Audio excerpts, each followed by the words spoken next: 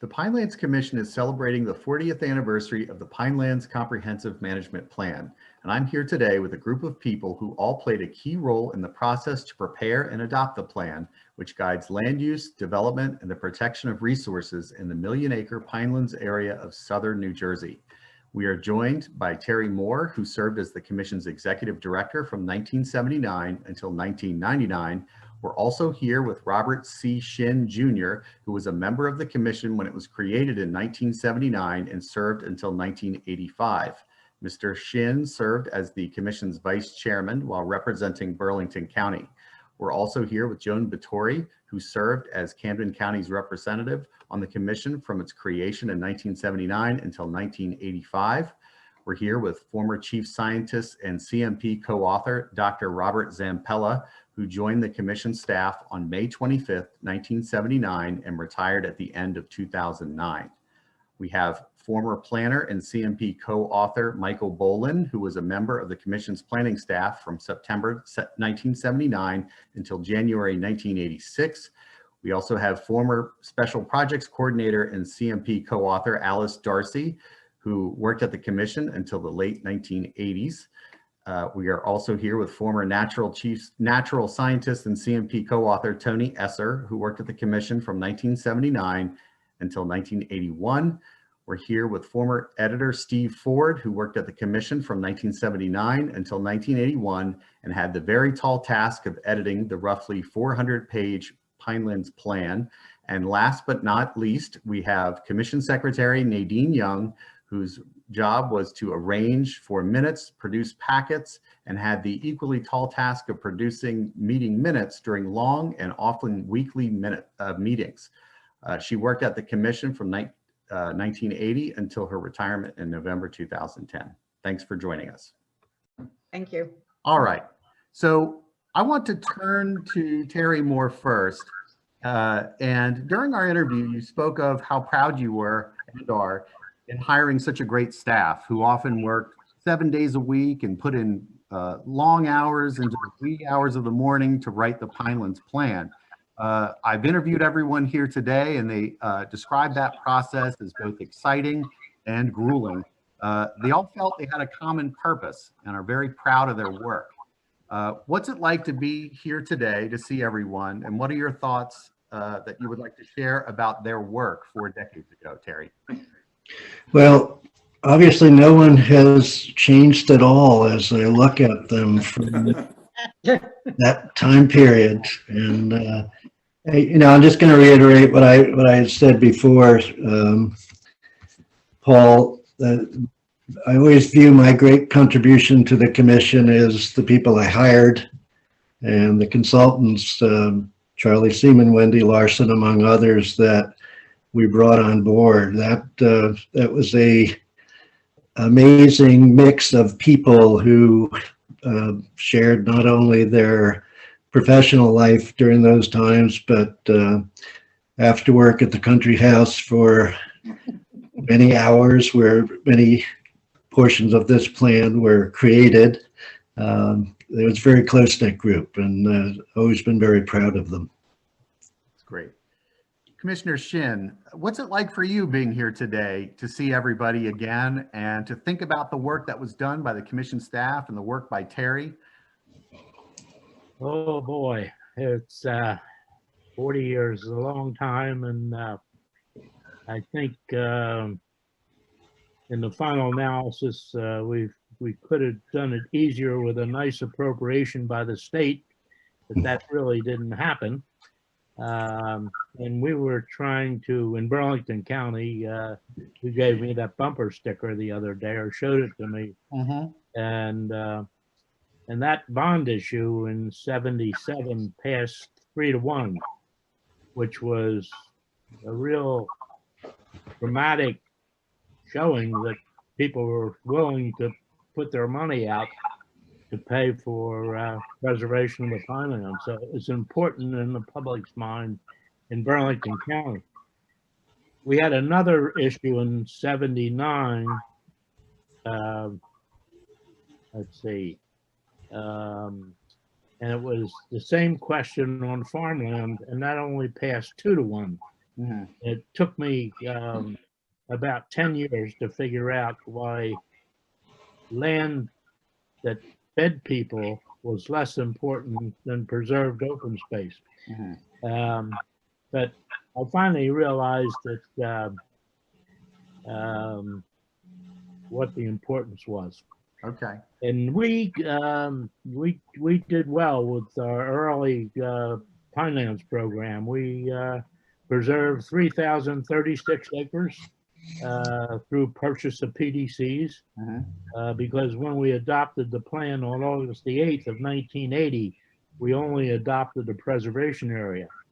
So we were basically the only financial show in town. Mhm. It terrified me that some of my customers and friends in the Pinelands would show up and give me some kind of conflict of interest, but they didn't, and it worked out very well. All right. What's the bottom line on how everything turned out? There's just some issues, values of credits and marketing of credits, and we can't give up on that. We've got to keep that market alive and well, and that needs some work. And I'm still on the PDC Right. advisory board. Sure. But I think when you look at its impact on the county and the most impacted county, and that it turned out to be a very positive plan from both from an air quality standard that we didn't talk about very much then, but air is a big deal today, and it had a very positive impact on air quality as well as open space. That's So right. I think when you put everything together, I just hope we don't lose too much farmland in the process. Cranberries, blueberries, etc. A lot of specialty products that are grown in other areas of the Pinelands beside that. But agriculture is alive and well, and the surprise to me from an agricultural standpoint was the DeMarco purchase, which took a significant cranberry farm out of production, which was a concern. But I was involved in that, lining it up with the New Jersey Conservation Foundation. So that all worked out pretty well. All right. All So right. that's So, where I am. all right. Well, thank you very much. Dr. Zampella, what do you think about being here today to see everybody? Haven't seen in a long time. I'm alive. That's great. It's great. I haven't seen Michael for a while. Steve, it's been a long time. Tony, a long time. So it's nice being together with everybody. You know, Terry mentioned it. We all got along so well. It was a great couple of years. All right. How about you, Mike? What's it like seeing everybody again and thinking about what you all went through to get this done and what it's meant for New Jersey? Yeah, it's really great to see everyone. I think I said in our interview, Paul, that when you asked what you thought the most lasting impact or your lasting impression was, I said that you still exist. You have a job. It was tough. I mean, it was, you know, thanks for Terry's leadership of the staff and direction of the commission, Bob Shinn and the other commissioners who hung tough in very difficult circumstances. I mean, we were working under enormous pressure because we didn't want to have to go back to the legislature to extend our time period. And I've never worked as hard in my life as I did during that time period. And I'm really grateful to see that it's still alive and well, the plan. And you know, I was thinking about Stokes, and you know, I mean, just I told you some of the anecdotal things when we had our private interview about our first day at the commission and what we had to do with the rug in our room in order to interview the consultants. but the Had to throw a rug out the window. yeah. And I don't know. It was just a remarkable time period. I don't know that I mean, I was 29 when I started there, and I'm 70 now. So, and I don't think I've ever done anything as valuable in my career as I did there. And it was just a remarkable group of people to work with. We worked so well together.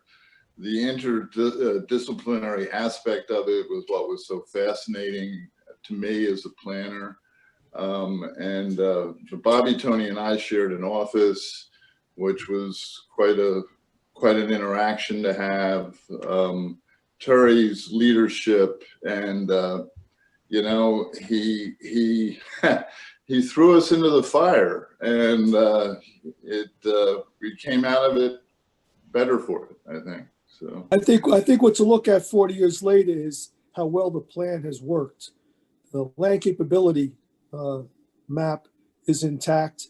If you look at the data that have been collected over the years, preservation area has been protected, forest area has been protected, special ag areas have been protected, and on top of the land capability success, the acquisition program, the long-term acquisition program, was a success. So I think a lot of land remains pretty much the way it was 40 years ago. Yes. So we're here. Joan, you just joined us. Joan Batory's here. Thank you for joining us. Joan served as Camden County's representative on the commission from its creation in 1979 until 1985.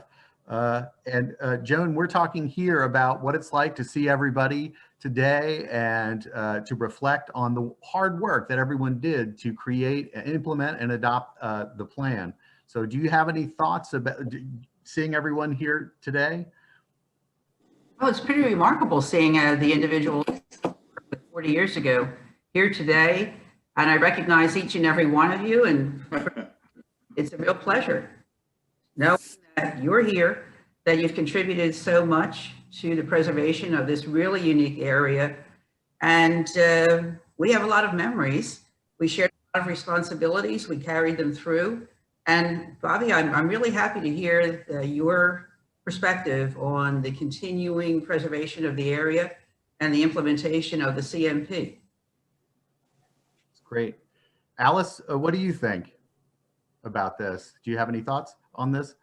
Well, I guess in so many ways, I echo what Michael said.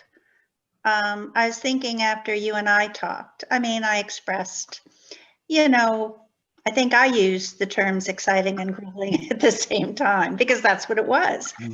And I knew from the time I got involved before the Pinelands became an entity. I worked for the Governor's Pinelands Review Committee, and that's the first time I saw Bob Shinn. And I remember him walking across the stage, and it was really nervy of him. I mean, he was putting himself on the line, you know, in a Republican county. And he did, because he believed in what he was doing. And I've always respected him for that. And I walked, and in 1978, I was still in graduate school, and I worked with, that's when I met Frank Parker and Candy Ashman and Gary Patterson and Bob and ultimately Bobby, and then Terry and Michael and Tony. And it was just something that we all believed in. And, you know, I went on to work in autism causes and in affordable housing. But I have to say that the Pinelands is the part of my life that I'm most proud of. And what I was thinking about the other day is that we worked crazy hours. Not sure how our relationship survived a lot of it. But I don't ever recall being in an argument with anyone. You know, we just knew that we were there for a common purpose.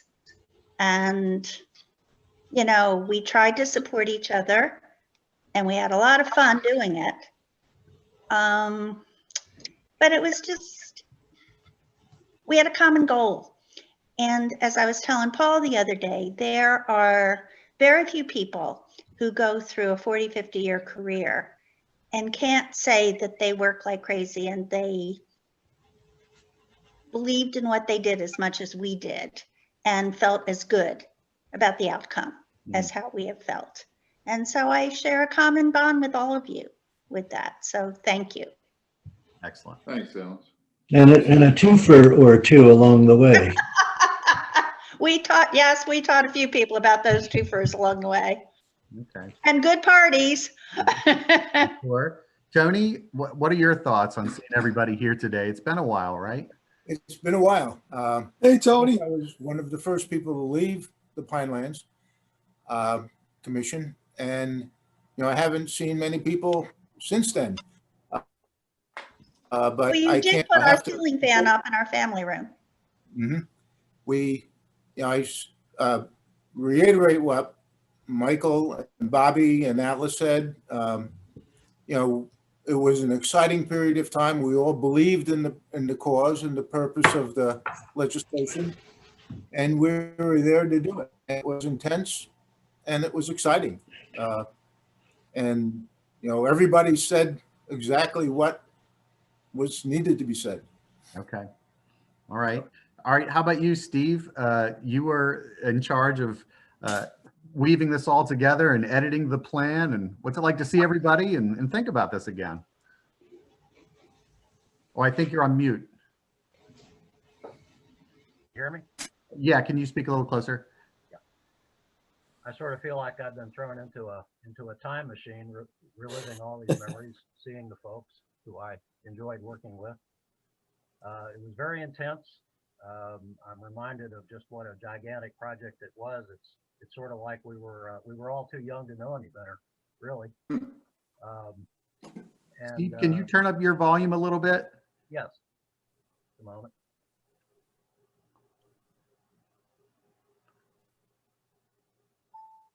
How's that? Is that better? It's a little better. A little bit. Okay. I sort of got it maxed out. Okay. Try to speak up. I was reminded that my role, largely had to do with the production of this actual document, which I pulled off my shelf, and that was a huge challenge. But looking back, the production of the plan itself, well, yes, that had to be done. It had to be done on a tight time schedule, and there was an amazing amount of work that went into it. But I think I now have a perspective also on the underlying challenges of coming up with this framework for environmental protection and land use management that enabled the whole thing to actually work and to be sustained over 40 years. And given my career in the news business and the kind of priorities I had, which many of those priorities I think were colored by my work with the Pinelands Commission, I've come to understand how difficult politically this whole process was, and all these moving parts that had to be fitted together on a tight schedule back there during those first couple of years. And by golly, it worked. I'm glad to hear that it worked. I've sort of kept tabs over the years from afar, and was aware that things were hanging together. But it's glad to hear this affirmation that yes, we can look back and say that it was a success and that the efforts were worthwhile. So thank you very much for including me today, and it's great to see folks. All right, thank you very much for that. Nadine, what are your thoughts on seeing everybody here today? It's always great to see you. Well, it's really great to see everyone. I wish somehow some of the other commission members could be with us. Candy, Frank Parker, Don Wagner. Oh my God. I was going to say Commissioner Hendrickson, and I've been through many commission members. They're all great people. I'm glad to be a part of the whole thing.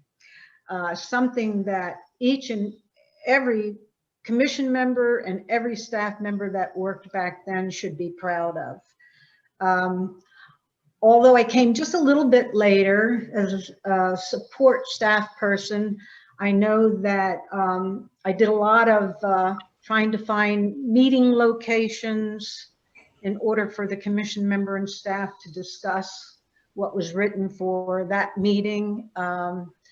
It's amazing to know that it's still going on, really strong. I think so anyway, Paul, Yes. as much as I try to keep up with it. I just think that I agree with Alice. Back then, our offices were small. I know that we were squeezed in there. And when Alice said that she could never really remember anybody arguing, I have to concur with that. I think that the staff morale was just great under the intenseness of everything that was going on to put the plan together. Mm-hmm. But I'm happy to see everybody. And I thank you for letting me be part of all of this. Thank you for joining us, everybody. Very nice. You know, we haven't mentioned Johnson. I keep hearing people say that we never argued about anything. John Stokes isn't here, unfortunately. I think Bobby, Terry, we all argued with John Stokes anyway. I remember some things where, Terry, do you remember the call you got from John and I when we were putting the final touches on the plan? And John and I said, if you don't do what we're going to want you to do, we're going to resign. John and I had developed this pact, and Terry, in his low-key way, said, why don't you sleep on it? But we argued, and I think all for the better. I think, you know, I think that was the fascinating part about having all these people with different backgrounds, that you just don't get that, and it was needed. I mean, if you read the Pinelands Protection Act, it required a lot of different people to have different backgrounds and to somehow mesh it into one document. Mm-hmm. And it was really remarkable. Well, I stand corrected. No. You know, I just wanted to say, so I have to give kudos out individually a little bit here because I get a couple minutes. Michael, I will never forget the day we were in, you know, the old building where we had only 100 parties, you know, and we were all sitting there trying to figure out, okay, where's the future of this plan? And you got up and you went to a map and you said, well, I see this area being preservation. I see this area being forest. And you like literally almost created the land capability map in that short period of time, which was phenomenal. I mean, because you had so much in your head and you were able to just express it. And Bobby did the acquisition program, got Lyme disease in the process. And, you know, Steve somehow cobbled all of our writing styles together. And you know, Tony did his ag and water thing, and Nadine kept us alive and found a place for us to go. And Terry, you know, walked around the State House with no set talk, but like I would find him in the State House and he'd just be walking around with this big map, wondering where he was going to a meeting. And I mean, and it all worked. And if I've lost anyone or forgot anyone, please tell me. But it was like a magical time. Bobby Kerwin. Pardon? Yeah. Oh, Bobby Kerwin. Oh, absolutely. Yeah. Now, he was the cartographer, correct? Yes. And whenever you think of the land capability map, I think of Bob Pearson from Rogers, Golan, and Halpern. Yes. And the all-night that we actually produced the map, I brought it to brief Terry about it. I had about an hour's of sleep, and Terry said to me, why don't you present this to the commission? Well, I always remember having these maps come in, and they were done with magic markers, as I recall. Oh, yeah. And we would present them to the commission, and the wetland areas would get larger and larger as the meeting went on because the magic markers were spreading. Yeah. Oh, wow. Remember, we had to cut out a piece of the map because we only wanted to show the Pinelands area, and we had shown the national, I mean, amazing Oh, the things. protection area versus the National Reserve. Well, I mentioned during the individual interviews that we did not have computers. We didn't have GIS. We wrote the plan on yellow legal pads. Michael was our computer. He was our data storage person.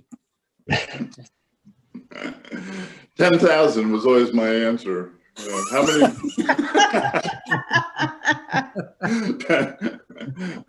How many PDCs are there? Oh, about 10,000. 10,000, yeah. And we'd be remiss without mentioning Charlie Seaman and Wendy Larson, and we lost Charlie this year as well. But Yep. they were gold. They were gold. All right, I'm going to start sharing the screen, and we're going to go over and talk about some of the things here. Let's see if this will work for me. It should work. It might take a moment.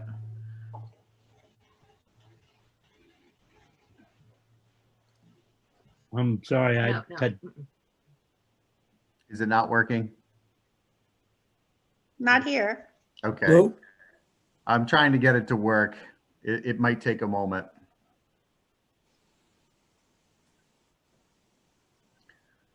So why don't we continue to, Paul? yes. If I may, we've been, the staff always has this thing that happens when we're together of always talking about the old times. I think we do need to talk a little bit about the members of the commission and how well they worked together. Uh-huh. You know, I think you asked me one time, were there lots of arguments among the commission members during the time that the plan was done? I really cannot recall any argument between members of the commission. I thought that they were a group that worked quite well together, whether they were representing the counties or the state being gubernatorial appointees. And I think that that's a part of this plan that people forget about, because they had to cast the votes and they made the schedule work in the end. They adopted the plan. Yeah. I'd like to add to that we were also working on the plan. Candy and I had the responsibility for putting together the interim development regulations that govern development between the initiation of the commission and the comprehensive management plan adoption. And we worked in Ocean County, as I recall. Toms River we met, which was a halfway point for both of us. And our suggestions for the interim development regulations formed a bit of what the final development regulations were. And we also had 22 consultant studies that were procured by the commission itself to flesh out some important information about the natural, the historic, the archaeological aspects of the Pinelands. And I was in charge of the review of those 22 consultant plans. And it was interesting to see how some areas of the Pinelands had been studied, but most had not. And it really revealed the need for the comprehensive management plan, because without it, those areas would no longer be green. I'm sure there would be a lot of houses and concrete there. All right. We are presenting the plan to the governor. Oh, He signed that in June of '79 before Terry. Yeah, I came wasn't on. in that picture. oh, that's right. Terry wasn't Not in this it. picture either, but. So, Oh, I'm sorry. I forgot about that the one. picture here, it might have been the same day, I'm not sure. To Terry It Moore, was. a leader in an important cause. What's going on here? What's the governor pointing out? Chatsworth. The governor asked us to come into his office with the map for a photo, Frank and myself. And he's pointing there, of course, to the preservation area, but what he really was asking, which this photo doesn't show, but his finger moved down and he said, this is the big growth area in Atlantic County, because that was something he always focused on. Yeah. And Persky's thumb and forefinger. So what, Terry, what words of wisdom or advice or directive did the governor provide to you when you started working on the plan? Did he say anything to you? I was always curious. I was interviewed by the governor, and when I walked in the door, he said, "You don't know who the real Terry Moore is." And I had a choice of a woman in a bikini in Korea that was married to Howard Hughes, or a baseball player for the St. Louis Cardinals, Terry Moore, who played center field. And I wisely said Terry Moore, the baseball player. And after that, the interview went very smoothly. But he really didn't give amazing direction. I think the governor's complete role in this was just total support. He let things happen. And we had virtually no interference from the governor's office during the entire course of the plan. That's great. Here's an article from 1980 with about Franklin Parker. Some interesting comments and quotes in here. He talks about, as one travels around New Jersey, the lack of any coordinated planning since World War II has done devastating damage and has created for a large portion of our population a living environment which has been permanently changed. He's talking about, for those who didn't get to meet him or know him and may only be familiar with him from the Franklin Parker Preserve, which was named in his honor, roughly 10,000 acres. What kind of person was Frank Parker, and how important was his role in chairing these meetings? Who would like to handle that one? Terry, go ahead. Frank Parker was first and foremost a gentleman, and he permitted overwhelmingly lengthy discussions at commission meetings and other places. And that was something that he really thought was important. And I think it was, in retrospect, very important because everyone got to say what they wanted to say. And but he was a true gentleman. He would call always through Nadine to me in my office, and would first and foremost ask Nadine how she was doing that day, and would then turn to me and say, "How's your family, Terry?" He was a very nice human being. Frank Parker was one of the kindest men I've ever met. Yeah. And the most, a real gentleman. I lost my adjectives, but like just so dignified and so have so much character.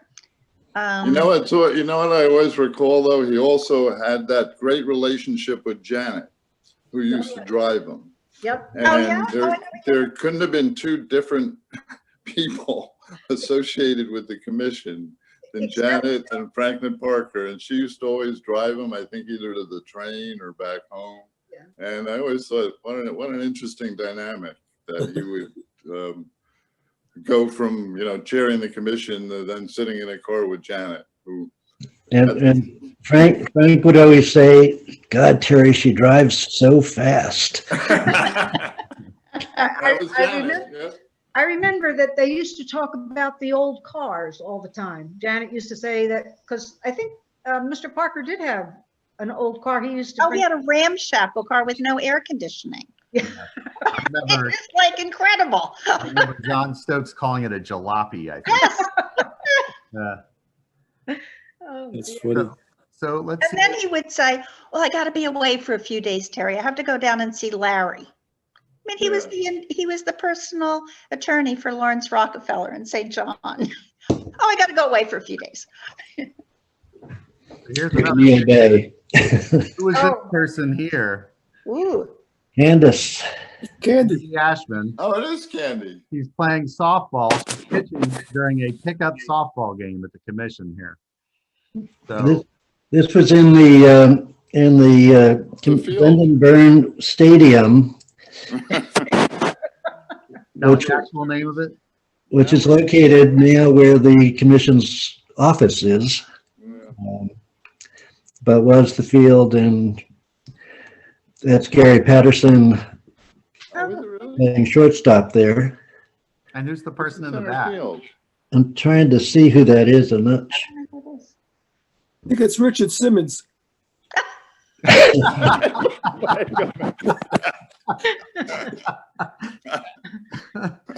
Looks exactly like That's him. not huh? Mike Sedania. Is Wow. that Mike Good Sedania? call. No. So what you guys had pickup softball games with commissioners? Yeah. With commissioners and with the Attorney General's staff. That was the most common one, was with the DA.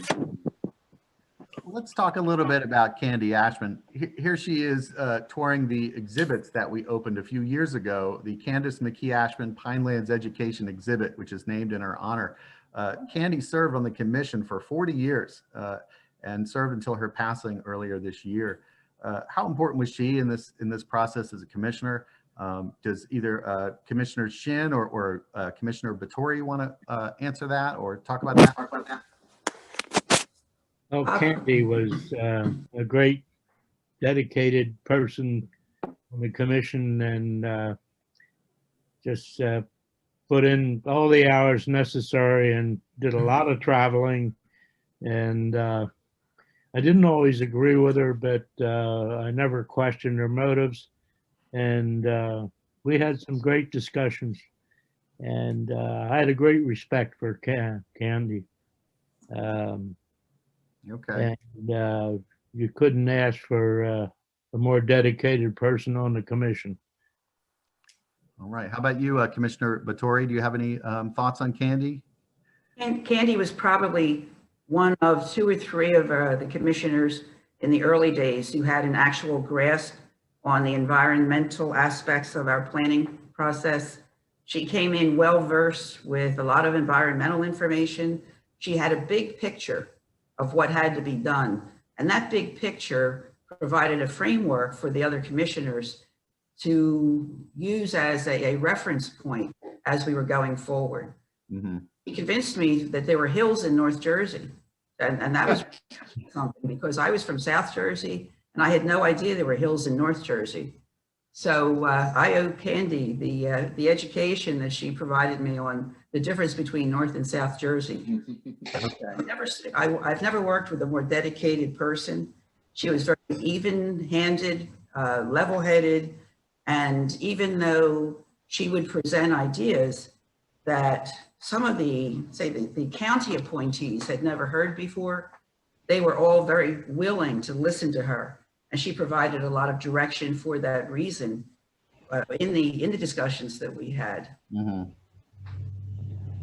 Anyone else have any thoughts on Candy? Well, she was a very kind, sensitive person. I remember when my mother died in 1985, you know, she came into my office, and you know, something she absolutely did not have to do. And she came in and she just stood and talked with me and offered me really personal comments about her own life. That's the kind of person she was. Mm-hmm. I mean, she could, as Joan said, see the big picture. She was tough. She was very tough. And she was still so kind at the same time. Mm-hmm. She was always pleasant, and what Joan said, she was so knowledgeable. And for 40 years, it was great to have somebody who knew the Pine Barrens on the commission. All right. Yeah. Made the staff's job a lot easier in presenting information too, because you know, Terry did a lot of the presentations when we were reviewing applications. There were obviously applications from all over the Pinelands, and the county commissioners took a special interest in those applications for development from their particular county.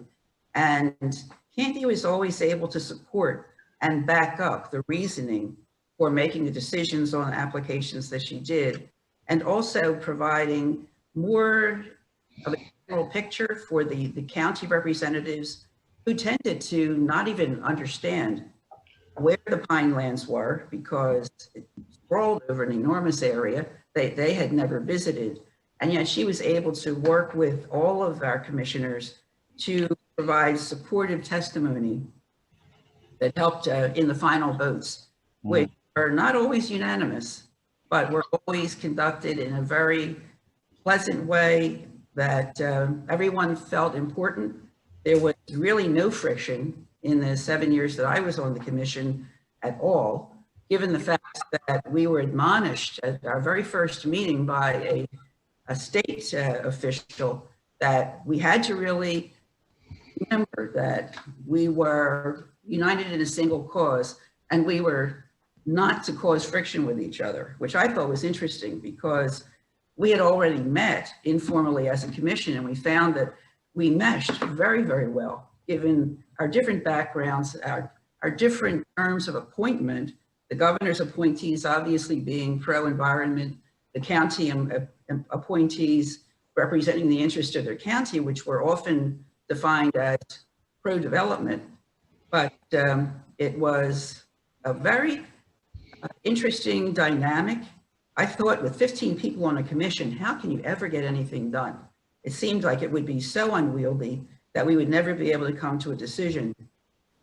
But what happened was with the presentation and the backup or the reasoning behind including specific information in a plan and the advocacy of the governor's appointees, and then some of the county appointees as well, myself included, being a swing vote at that time, we always managed to pass just about every recommendation that the staff made regarding the comprehensive management plan. Okay. That was to the credit of whatever genius up there figured the 15 was a good number to work with. Very good. All right. So here I have an article here from June 8th, 1980. Selling Pinelands Plan will tax his wit and poise. This is an article about Terry Moore. And it talks about a self-avowed flaming liberal from a lower middle-class family. Moore will surely need his Irish wit in the coming weeks as public officials and special interest groups hurl epitaphs and possibly lawsuits at him and the commission. That Was this Joe Donahue, Terry, writing this about no, you? no. Joe would never write anything like that. That was Frank Van Dusen, who was an Atlantic City reporter who I knew in Newark. His dad was a federal judge in Philadelphia. And when I was appointed, he called me and I did this interview. And then all of a sudden I saw this article, and none of which I had ever said. Okay. But I think it's really very interesting is I actually have dark hair there. Yeah. Which I don't have. I didn't have a sense of humor. I'd have ulcers every night. Yes. Yes. Here's an article that talks Quote about from Barbara. Cranberry Hall. Cranberry Hall? Right. No one mentioned B. Bud. I think that's the back of B. Bud's Is head. That is Bud. Oh, yeah, of course. Bud was the first commissioner I met on May 25. I showed up at DP, and B. Bud was there, and I looked at this gentleman who had a polo shirt and a gorgeous tan. That was B. Bud. Yeah, B. Bud is the person who talked me into applying for a job there. He was my mentor at Rutgers. And I was reluctant at first because I had been in Cape May when the Pinelands Protection Act was adopted in June. And I said, Bud, this is way too political. And he said, Mike, you got to read the legislation. And once I read the Pinelands Protection Act, it was a regional planner's dream. So he was a great man, one of the nicest men I've ever met. You know, Yep. Bud was he has the had the number 2 planning license in New Jersey, professional planners. And he would have been number 1, except that he was so modest. He let it go to, oh, I forget who it was. Al Gershon, because Yeah. Al Gershon had worked on the legislation. Yeah, to get and the- they wanted to give it to Bud. And Bud Right. said, oh, no, I think it would be nice for Al to have it. Bud, I met Bud when I was first working in planning, and he's one of the reasons I went and got a master's in planning. And he was just the nicest person in the world. Paul, could you go back to the, People we I'm, knew. Paul, could you go back to, yeah, that one? Yeah, that one. It's probably people don't know the true story, but right up there in the middle, Kenny Rogers was once a member of the commission. Yeah, remember him? And who, No one, I no forget. one mentioned that. No one mentioned that Bud had a joke every time you saw him. Yeah. That's Don Kennard, who is the. Don Kennard. Oh, yeah, right. Right. The one that looks like Kenny Rogers? Yeah. Yeah, next to Floyd West. And that's Phil Manzetta, isn't it? To, Yeah, Nanzetta's up there. He's right behind the no smoking sign. To the right, yeah. Yeah. Right to the right of Kennard. Oh, okay. Another commissioner I remember looming large in those days, in addition to Bud, was Tom Darlington. Oh, Yeah. Yes. is he up there? Yeah, he's over on I the think he's left, I to the think. Yeah, left. it's sort of above Terry. Yeah, he's kind of like with his face, with his hand above. Yeah, I Yeah, apologize. exactly. There's a lovely man. Another gentleman. Yeah. Yeah, Boy, we were lucky. a just relative wanna of mention, I Elizabeth see- White. Yes. I see Bob Shinn is sitting next to Frank. I want to mention with the acquisition program, we were lucky to have Bob as the chairman of that. In the first 5 or 6 years, the program really took off, along with Howard Wolf and Bob Marshall from DEP. And I always remember Bob, he was always supportive. He would always say, good job, whenever we presented acquisition projects. And I think by the mid 80s, we had picked up almost 70,000 acres. So he was really instrumental in that. Thank you, Bob. Thank you, Bob. My memory of Bob Shinn is when we first adopted the plan, because both Bob and Brian came from counties that weren't that wild about having their land rights restricted. And I remember Bob sitting in the conference room and saying, okay, now we have a plan. Now we have to go. And he actually said, now we have to go underground to sell it. Right. And that's how we started the conformance Yeah. process. Yep. And Joan was a huge help to me in Camden County and Bob in Burlington County, because those were 2 of the counties that I was responsible for Right. doing conformance. Well, you know, none of us on the commission really delved into each other's past. We all came to the commission with a, and for example, hearing your conversation about Bud Shavusian and how integral he was to the formation of your characters, your education, and even your employment on the Pinelands Commission is something that I never knew. When we knew each other just as we walked in the door for the commission meetings, which were many, as you know, and we would assemble in the back room where there was one little pot of coffee, and that's where Bud Shavusian would let go with his one line and his little stories, and he and Franklin would just kind of titter in the corner as they were talking to each other with these little stories that were going on. And it set a tone for the meetings, because they always started with a little bit of humor before the meetings began. And with Bob Shinn, I had no idea what Bob's background was before he came to the Pinelands Commission, until I read up recently in a book that was written about the day-to-day activities of the Pinelands Commission, about Bob's former opinions about Pinelands preservation and his former membership on the Pinelands, what was it called? The Environmental Council. with That's right. Garfield DeMarco. Yeah, the PEC. Yeah, and that really surprised me when I read that only about a couple of weeks ago in preparation for this, so I could kind of hear what really happened 40 years ago. And, you know, Bob was the cipher. He was the zero guy on the commission.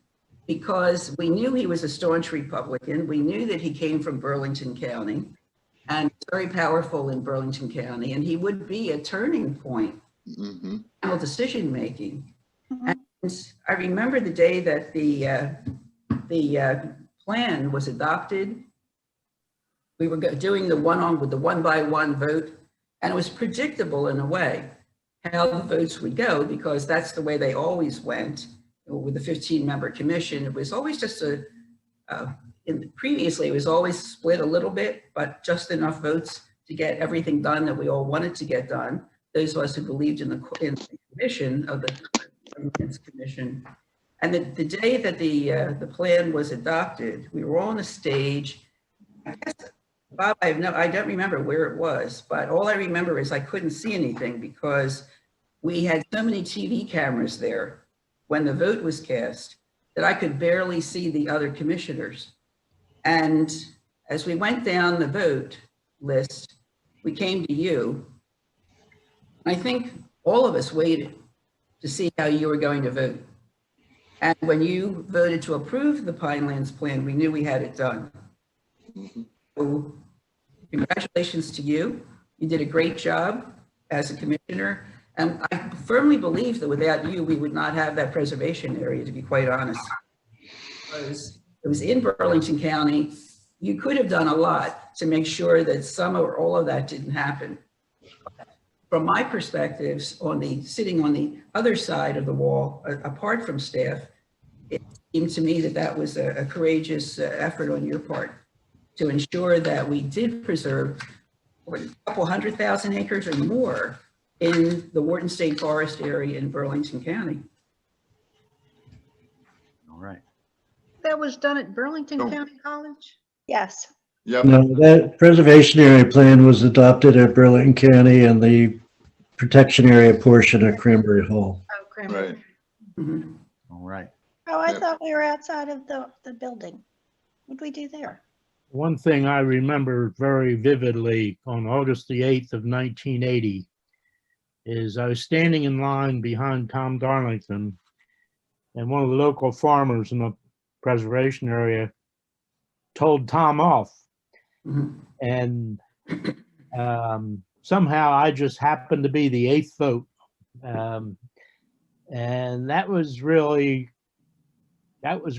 probably the most difficult vote I ever had. And I never got to thank Terry for making me the 8th vote. But, you know, I felt, and then having the preservation area separated from the other areas in the Pinelands met our market for PDCs wasn't there. So that was one of the things that really hung up adopting the preservation without the protection area. But all that's going through my mind with this vote, and I just happened to be the 8th vote, and there was a huge response from the audience at that point in time, and I had a few words with a couple of farmers as well.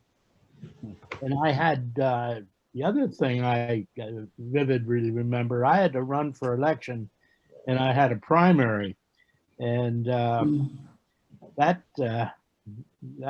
really became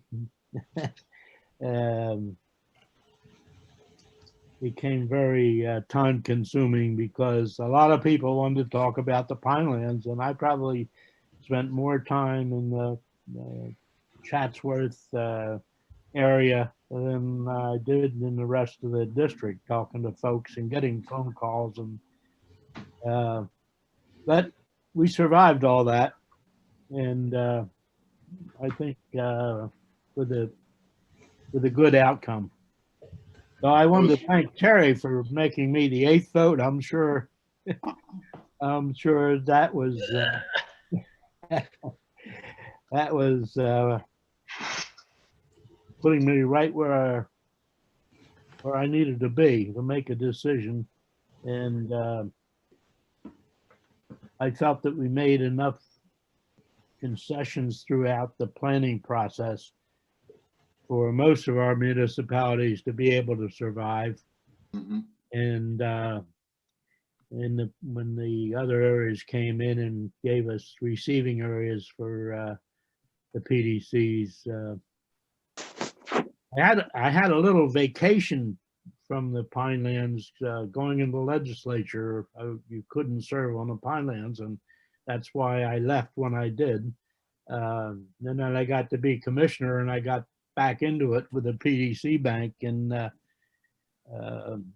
we really made a focus of it, and it really worked out. Really worked out well. That was a courageous vote, Bob. Thank you. It was, yeah. And I don't think, I'm assuming the staff did realize how much pressure the commissioners were under from Oh, their yeah. Oh, yeah. counties, for example. Oh, yeah. Yeah, we It felt, wasn't, yeah. And I don't know if you all recall, those of you who were there, I think it was our first public meeting at Stockton State College.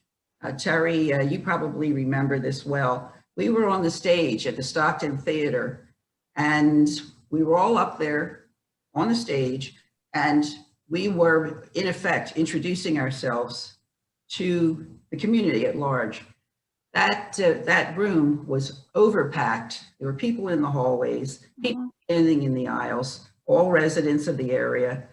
And I'll never forget Earl Hill, the mayor of Washington Township.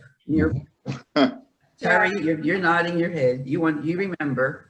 There we were up there, and people were shouting at us from the audience, calling us communists because we were taking their land. And Earl Hill stood up. He said, "There's no American flag on that stage," and there wasn't. And that gave credence to this whole communist thing. Everybody went crazy and started calling us communists. There's no American flag up there. That proves you're all communists. So Earl Hill unfurled a huge American flag, and he strode from the back of the room up the far aisle, waving this huge American flag, and came up onto the stage behind us and kept walking behind us, waving this American flag while people were chanting "communist, communist." That was our introduction as a committee, the general population in the area that we were supposed to be regulating in some way. Earl Hill, by the way, should go down in history in the Pinelands. Michael, you may recall this, but we had a public hearing in Mullica Township on the plan policies. And Earl Hill, who was the mayor of Washington at the Washington Township, stood up and said, all we really want is for our kids to be able to build a house on their land in my town. And that was the beginning of the cultural housing exemption. oh, wow. I'll be darned. No, I didn't remember that. I remember drafting all of us drafting the Piney exemption. Yeah. But that came from Earl Hill. I'll be darned. I remember that. I think that from, Hey, there's Bobby. Here's a fun photo. oh gee, look at that. I was only 14 years old there. Is that your interview? Bobby took a pine snake to his interview with Terry. Did he? Jerry Garcia's son, I think. Do you remember that, Terry? Certainly. Is that a commission issued Chevette there? What is that? Oh, Yeah. that is. That's, Yeah. that's Yeah, a the Department of state Community Affairs vehicle, right, Bobby? Yeah, what we used to There do with used the to- Chevettes was when we hit sugar sand, we just do 70 miles an hour to get Right. through it. We just pick them up and move them. You know, Alice mentioned the interview. No, this is a different one. I'm not sure. I think I was out in the field with Donna McBride with this snake. But Terry told me, There she is. there's Donna. Donna. So Terry asked me to meet him and Gary Patterson at Gary's home at Mount Misery. And on the way there, I caught a pine snake. And I brought it to our meeting. You and put it in a shopping bag. in a shopping bag. And that was before Terry hired me. And I think the snake helped me get hired by the commission. Would you recommend? Remember when there were snakes loose in the cars? Oh, well, that we picked up a snake. Leslie? That was the Davenport, what was it? The Berkeley Triangle. We wanted to bring it to, we wanted to bring it to Bob Zampella to have a transmitter implanted, and it got loose in the car. Yeah, It right. went up in the upholstery. That was Leslie, yes. Yeah. Bobby, would you recommend that Leslie shoe? Sauer? What, Paul? I'm I sorry. was going to say that shoe, sandals, I'm not sure the best. I used to wear flip-flops in the woods until I got Lyme disease. Could there be a Yeah, correlation? the truth be told, Mr. Zampella appeared one evening at a staff meeting in a toga. Well, you have to give the background to that. It was, I was was a working on trait. I was working on Makepeace Lake. I got stuck in the sand. The fire had come through, so I just slept in the car. When I woke up in the morning, I was covered with ash, so I had to rush back to the commission for a meeting. And John Stokes had a flannel shirt in his closet, and I took a curtain off the window, and I made a dress. And Terry didn't. I was sitting in the chair before Terry came in, and when I came in and I got up, he said, "What are you doing?" I look good though. Yeah. Oh, please. Look how young Don is. My goodness. Oh, man. Here we have a Look at photo Nadine here. there. There's Nadine and John Stokes on the left, Terry in the middle. This is definitely Buena Vista Township. I recognize that 44 miles of opportunity, which I don't even think it's 44 miles. I think it's a little more or less than that. But this looks like a public hearing. Yeah. Yeah, you notice we always sent the people to Nadine. Right. I don't know if you've already talked about the marathon meetings that we had. Yeah, let's talk about it. Every week. Every week. And Terry used to do the note when Terry Moore realized that my wife, Terry, took shorthand. He immediately hired her so that she could produce the minutes for your meetings, Joan, because you were meeting weekly at that point. It was crazy. That's right. And, you know, it's a good thing she did that too, because I don't know if there's a complete library now of all of the reports that were printed, all of the meeting minutes. But I know when I left Camden County, I had a huge library full of all the documents that we had reviewed in the time that I was there. And I'm hoping those documents are still around because that's really part of the history of the Pinelands Commission. But the meetings were bad enough, but then we had the work sessions on top of the meetings. So I think I was spending about 20 hours a week on Pinelands work while I was fully employed by Camden County. But because I was the county appointee and worked for the county, I was able to dedicate that time during the workday to the multiple meetings that we had during the week. And I'm not sure other county employees had that leisure because they were private business people for the most part. And the governor's appointees also had their own matters to take care of. So it was a huge chunk of time out of people's work week to attend these meetings. And I remember the one in Stockton College, we went over, not Stockton, Smithville. All right. Into the planning process. For those of you who remember that Smithville session, we had the draft copy, the final draft of the CMP, and whatever part of it, we went through word by word. And I think the meeting lasted from about 9 o'clock in the morning till 5 o'clock. And we actually made very few changes, as I recall, in the language of the CMP that was presented to us. But it was a very grueling experience from the commissioner's point of view, equally, even more so from the staff's point of view. You know, when you add up all the time that was devoted to the development and the creation of this plan over a very short period of time, it was a pretty remarkable achievement. So a credit to all of you who were involved as well. The dedication and the belief in what we were doing was really what carried us through this very grueling process. This is a picture, by the way, of Nadine doing the minutes, which her husband would always refer to as doing the days. Actually, here I was listening to Rachmaninoff, Revolutionary Etude. No, Oh, I see. didn't realize I had that color hair. Yeah. This is a great photo. I love it. You had the first computer ever, I think, Yeah, right? sitting in the back there. Mm-hmm. Yeah, so many hours working on those minutes, no doubt. So many of them. Yes. Well, we appreciate it. many. We have them all scanned in, I believe. Are they all? Yeah, I believe so. Oh, wow. I think so. Yeah. So let's talk a little bit about John. There's John. So this was at his last meeting in 2010, I believe. Talked about him a little bit. A huge part of the plan. John passed away in July. Anybody have any thoughts about John?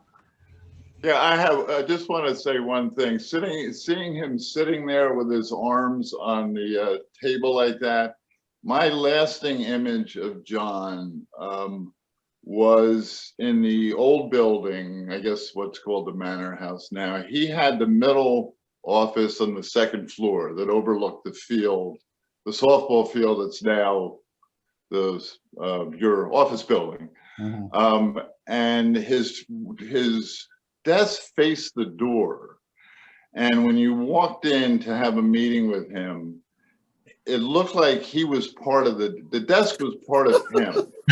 You would sort of walk in and go, oh my God, this is going to go on. Michael, John I was trying to think of how to tell that story. You told it beautifully. You used to say it all the time. I've never seen anything like it. It was like he was so comfortable with it. That's funny. And you knew you were going to have a grueling meeting. You know? Yeah, because he had those pieces of paper taped together all across the desk. He knew exactly what was going to go on, you know, Right. from 1 week, from 1 month to the next. He had us all planned.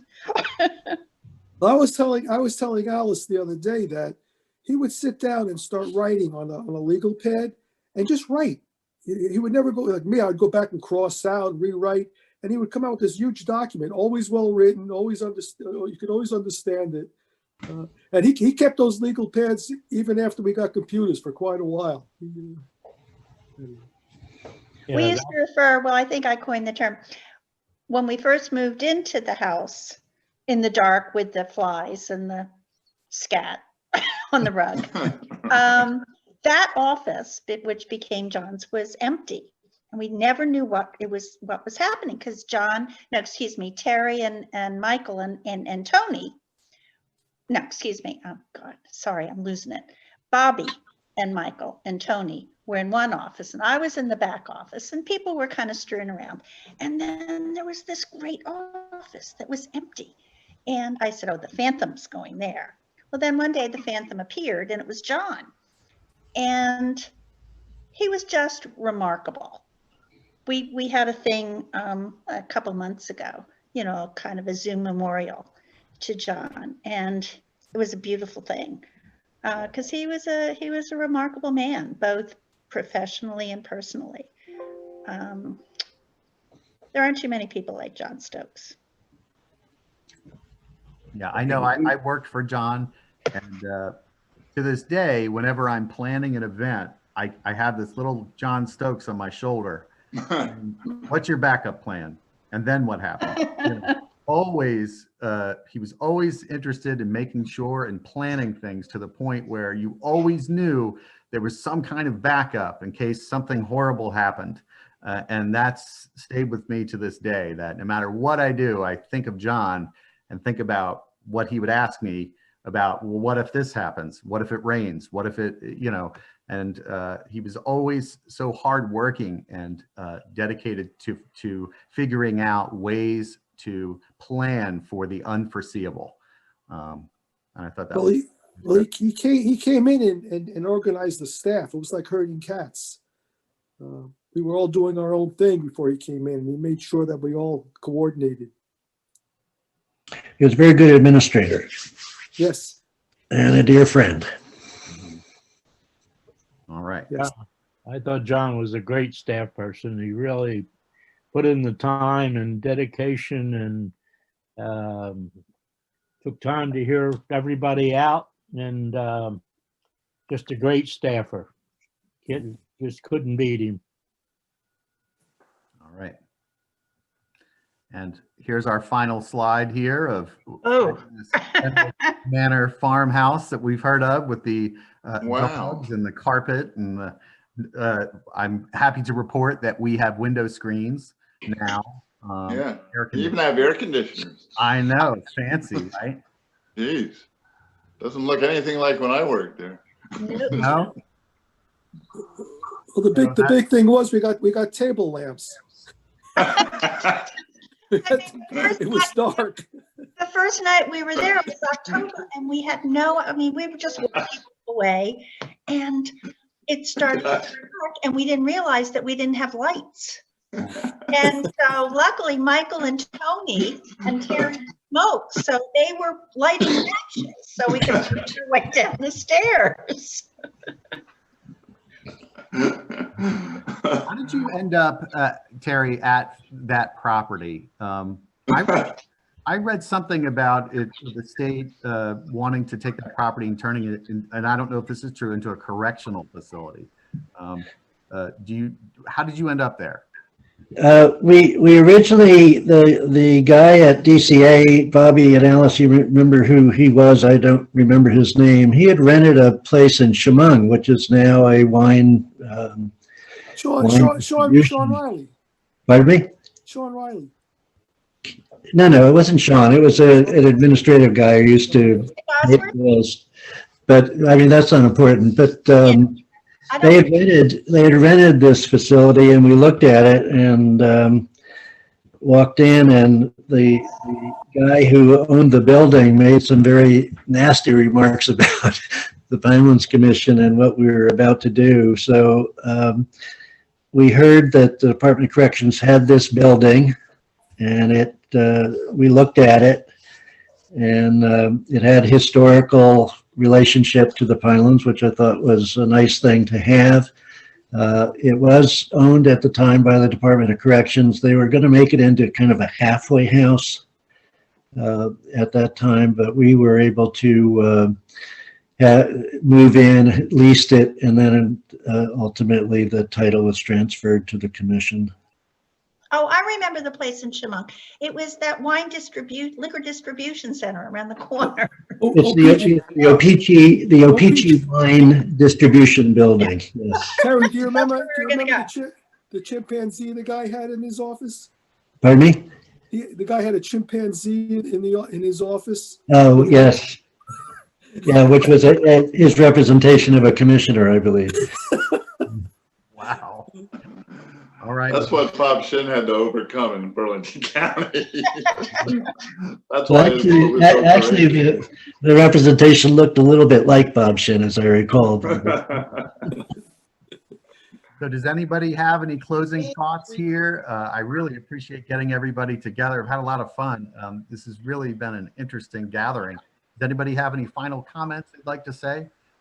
I'd just like to thank the New Jersey Conservation Foundation. When we were floundering around trying to find out what language in the easement, and they established an office right next to the county building in Mount Holly, and gave us a lot of assistance. And when we were buying and selling stuff, they did a lot of guidance. And so I'd just like to thank the New Jersey Conservation Foundation for their help, because they really helped us through a lot of language issues and a lot of difficult purchases that people came forward with. And I think they swapped a couple of properties with us to keep us out of trouble with a site that had a lot of dirt bike violations and that sort of thing. And that's kept us me for making mistakes on the freeholders' behalf, and I'd like to thank them for their effort in doing that. And Paul, one thing we haven't talked about, and no need to go into detail, but I don't think we ever should forget the people who followed us along, whether it be in the environmental community or the builders. We actually had great friendships with people like Frank Brill and Michael Gross, who was an attorney for lots of applicants. It wasn't all that hostile. There was a lot of sitting down and talking together and ending up not necessarily agreeing, but we were not enemies at that point. And there were a lot of groups like that. Okay. It strikes me that over the years, the commission would have been an easy target for, politicians looking for somebody to pick on, and or call them demagogues. But apparently, looking at it again from a distance, even as faces changed in the governor's office and in the legislature, there was enough goodwill and the commission had enough credibility that that never really happened. I mean, there must have been some of that picking on that took place, but not enough to really throw the commission and its work off the rails. And that's, I think, just a credit to the vision and the skills of the people who were involved. And a governor who wouldn't let go. And subsequent governors who. No, that's what I'm saying. So subsequent governors could have let it go, could have let it just deteriorate or unravel. But whether they were fervent supporters or not, well, they never let the plug be pulled. You were a little suspicious of the first governor, right? After Governor Byrne. I remember a Christmas party, but Oh, gee, Mike. that I'd rather forget. Oh. Okay. In Italian, we say lascia stare. Yeah. Paul, I'd just like to say thanks a lot for doing this. It is absolutely wonderful to see you all. It brings tears to my eyes, frankly. Good to see you, Michael. Mr. Zampella, Mr. Brady, and I, along with John, when he was with us, periodically go to lunch. And if someday they allow people not to have masks, come join us. I certainly will. Thank you. John, Bobby look, mentioned that. I'd love John, to. low femina. Okay, thank you, Paul. Right. Well, thank you Thank very you, much. Paul. I wanna thank Happy everybody. holidays to Well, everyone. Take Happy- care, Yeah, everybody. you too, John. Good to see you Paul, again. It's been lovely that you worked very hard to put this together, Paul. Thank you. Do we have to wait? Do we have to wait another 40 years to do this again? Well, I'm You're now. planning Then you're not gonna be the 80th celebration, yes. I'll be 113. Absolutely. Absolutely. Yeah, Paul, please edit this very carefully. And just to follow up on that last comment, I had suggested to Paul that possibly we do a series of these and frame it around different topics. So as a pause for something to think about for the future. Sure. If there's so much meat in what went on, not only with the original commissioners, but with commissioners to follow.